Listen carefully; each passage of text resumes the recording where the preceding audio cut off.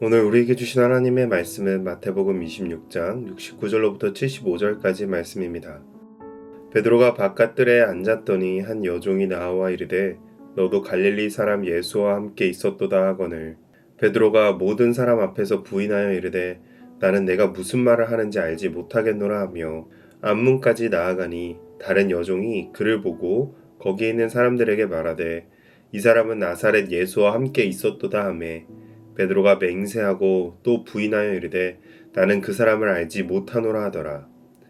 조금 후에 곁에 섰던 사람들이 나와 베드로에게 이르되 너도 진실로 그 도당이라 내 말소리가 너를 표명한다 하거늘 그가 저주하며 맹세하여 이르되 나는 그 사람을 알지 못하노라 하니 곧 닭이 울더라. 이에 베드로가 예수의 말씀에 닭 울기 전에 내가 3번 나를 부인하리라 하심이 생각나서 밖에 나가서 심히 통곡하니라. 아멘. 오늘 본문은 우리에게 매우 가슴 아픈 장면을 보여줍니다.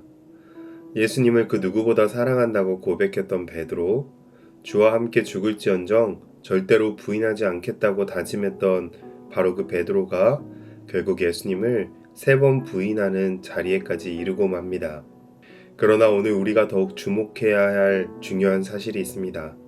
베드로는 점점 예수님에게서 멀어졌지만 예수님께서는 한 번도 베드로를 포기하지도 버리지도 않으셨다는 것입니다. 오늘 말씀을 통해 넘어지고 흔들리는 우리를 끝까지 붙드시는 예수님의 은혜를 새롭게 발견하는 이 시간이 되시기를 주님의 이름으로 축복합니다.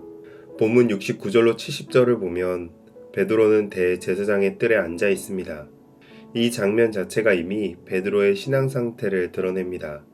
베드로는 예수님을 따라오긴 했지만 더 이상 예수님 곁에 머물지 못하고 바깥 뜰에 홀로 앉아 있습니다. 주님과의 사이에 거리가 생기기 시작한 것입니다. 이것은 단순히 물리적 거리를 넘어서 베드로의 믿음 상태를 상징적으로 보여주는 장면입니다. 그때 한 여종이 다가와 말합니다. 너도 예수와 함께 있었지 않느냐? 이 질문은 베드로를 그렇게 위협하는 것이 아니었습니다. 칼을 든 군인도 아니었고 권력을 가진 자도 아닌 그저 한 명의 여종이 건넨 말이었습니다. 그런데 베드로는 나는 내가 무슨 말을 하는지 알지 못하겠노라 라며 부인하고 맙니다. 신앙에서 실족하고 넘어질 때 우리는 대단한 시험 앞에서 단번에 무너지는 것이 아닙니다. 작은 염려와 작은 두려움에서부터 조금씩 무너지기 시작합니다. 우리도 마찬가지입니다. 기도를 하루 미루고 말씀을 조금씩 멀리하고 세상에서 신앙을 조금씩 숨기기 시작할 때 우리는 이미 바깥 뜰에 앉아있게 되는 것입니다. 71절로 72절을 보면 베드로는 이제 한 발 더 물러납니다. 안뜰에서 앞문 쪽으로 이동합니다. 예수님과의 거리는 점점 더 벌어지고 있습니다. 그리고 또 다른 여종이 주변 사람들에게 말합니다. 이 사람도 예수와 함께 있었던 사람이다. 이번에 베드로는 더욱 강하게 반응합니다. 단순히 부인하고 끝나는 것이 아니라 맹세까지 하며 나는 그 사람을 알지 못하노라 라고 말합니다. 여기서 우리는 죄의 무서운 속성을 발견합니다. 죄는 반복되어질수록 더욱 대담해지고 강력해진다는 것입니다. 처음에는 단순한 부인이었지만 이제는 맹세까지 곁들여집니다. 죄는 결코 그 자리에 멈춰서 있지 않습니다. 더 깊어지고 더 강해지며 더 대담하게 하나님을 부인하도록 우리를 이끌어갑니다. 결코 패배를 모를 것 같았던 삼손도 유혹에 이끌리고 세상과 타협하다가 결국 나락으로 떨어지고 말았습니다. 이처럼 신앙에는 중립이 없습니다. 주님께 가까이 나아가든지 아니면 점점 멀어지든지 둘 중 하나이죠. 그리고 죄는 우리로 하여금 예수님에게서 더 빨리, 더 멀리 멀어지도록 가속도를 붙입니다. 73절로 74절을 보면 곁에 있던 사람들이 이제 다시 베드로를 압박합니다.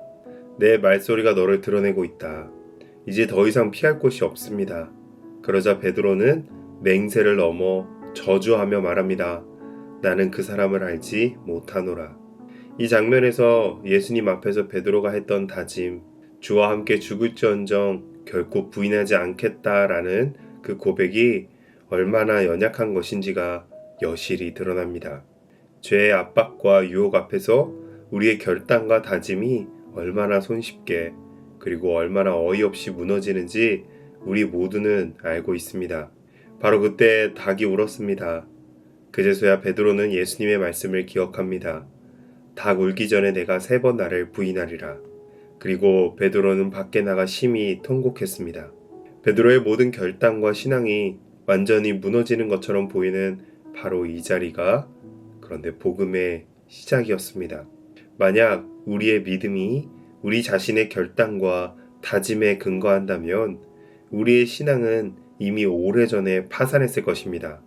그러나 감사하게도 믿음의 진정한 근거는 우리의 결단이 아닙니다. 우리를 향한 예수님의 포기하지 않는 사랑이 바로 믿음의 근거입니다. 멀어지고 맹세하고 저주하며 부인해도 예수님께서는 그 모든 죄를 십자가에 못 박으시고 다시 베드로를 찾아오셨습니다.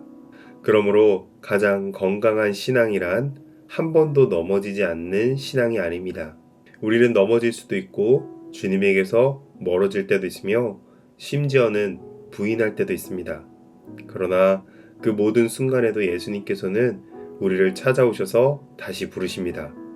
혹시 지금 이 순간 우리의 마음이 바깥 뜰에 머물고 있지는 않습니까? 출입구까지 물러나 예수님과 점점 멀어지고 있지는 않습니까? 그러므로 오늘도 우리를 버리지 않으시고 기다리고 계시는 주님께로 지금 이 자리에서 돌아오시기를 주님의 이름으로 축복합니다. 기도하겠습니다. 주님, 베드로처럼 연약하여 쉽게 무너지는 우리를 긍휼히 여겨 주옵소서. 작은 두려움 앞에서 주님을 부인했던 우리의 모습을 용서하여 주옵소서. 주님, 우리가 점점 멀어지는 인생이 아니라 날마다 주님께 더 가까이 나아가는 인생이 되게 하여 주시옵소서. 넘어졌을 때 절망하지 않게 하시고 반드시 주님께로 돌아가는 믿음을 허락하사 날마다 믿음 안에서 예수님만 따라가는 우리가 되게 하여 주시옵소서. 예수님의 이름으로 기도합니다. 아멘.